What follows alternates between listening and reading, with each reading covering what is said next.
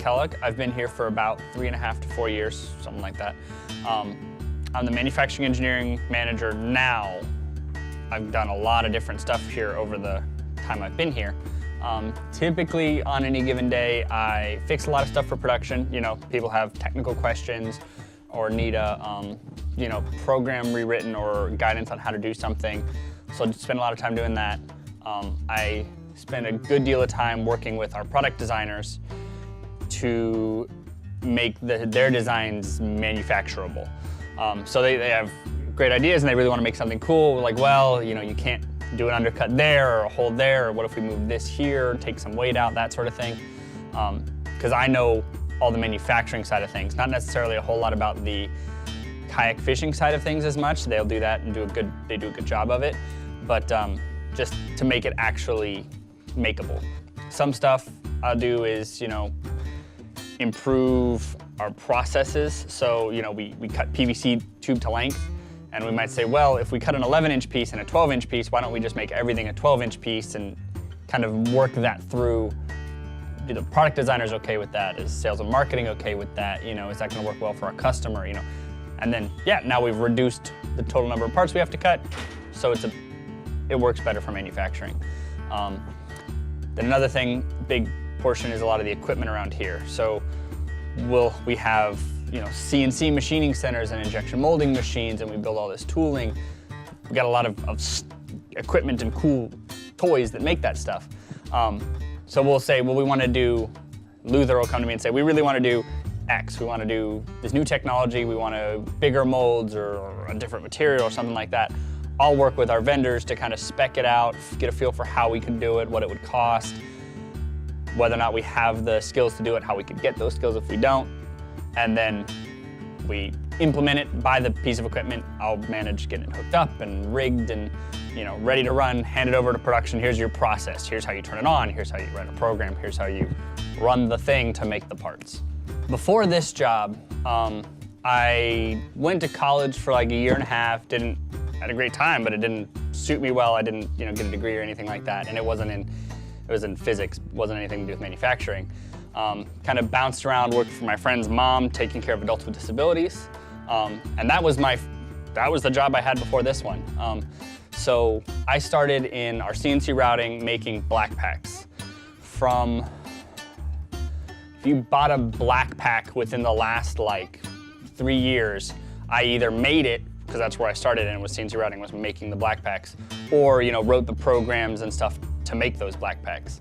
I started, you know, just literally the hand finishing, you know, drilling, countersinking holes, routing parts, doing that sort of stuff. And I had an aptitude and a knack for it and really wanted to know how to run the machines. Not program them, but just, you know, load the panels on them, change the cutters out, keep it running, that sort of thing. So I got the guy who was doing that to show me how, so when he went to lunch, I could do it. You know, we could do it together. And then Luther came to me and said, you know, oh man, I'm gonna have to stay all night to make these parts for the Hobie Fishing Worlds Tournament. Big measuring boards, we were CNC routing.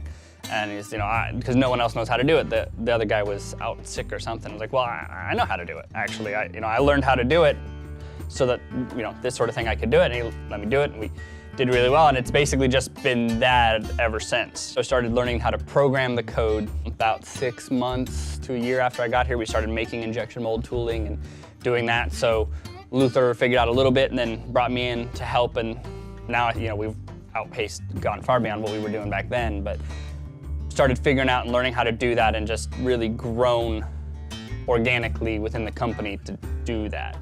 You know, I've got no technical training, you know, in a institutionalized sense, but I just learned how to do all of it and really enjoy doing all of it. And it's a lot of work. You know, there's been a lot of, you know, days where I work 12, 14-hour days, but a lot of fun, and I learned a whole lot from it. So it's really, working here has really gone from just being a basic job when I started to now this is my career, you know.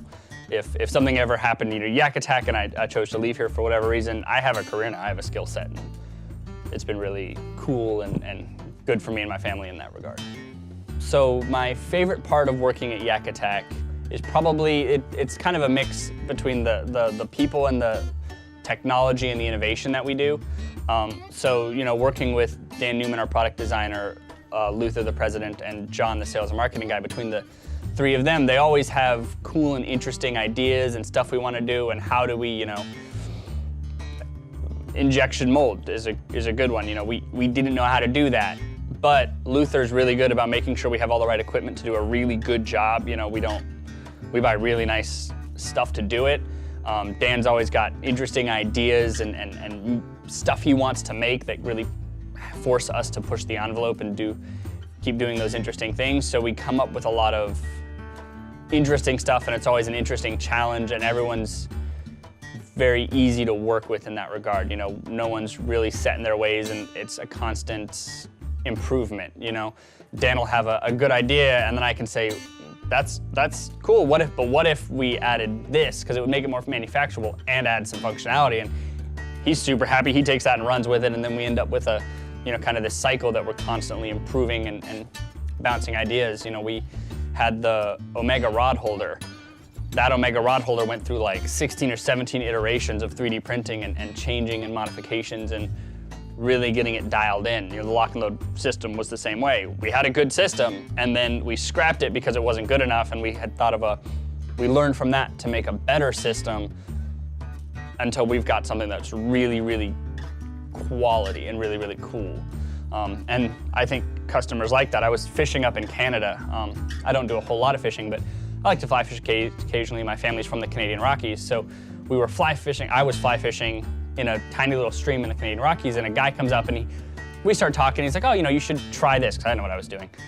But, you know, try this, you know, cast it this way. And we started talking, and I mentioned that, you know, I work for a fishing company, you know, I should be better at this. And he's like, oh, what? And I'm like, yeah, I work for YakAttack. And he was beside himself, because him and all his friends have the rod holders and all this stuff, and he, you know, showing me pictures. Oh, I've got my, you know, inflatable, you know, fly fishing boat set up like this, and it was really cool. And he's giving me flies and showing me all his secret places, and that engagement with the community. You know, we make cool stuff that people really like, and that's nice. It's really a cool sense to know that when I make something cool, people are gonna buy it and people are gonna love it, and that's nice.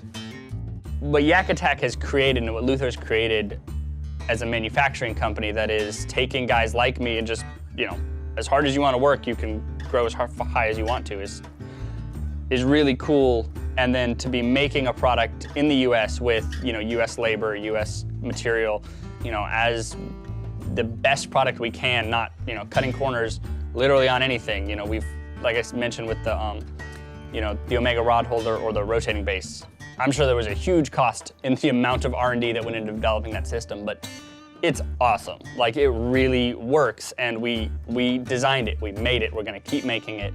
You know, we're gonna keep making it in the shed up there and in our new building in Farmville. Like, we're gonna keep doing that sort of thing here and keep having those opportunities and that culture and that, you know, kind of mission to do things here is really cool.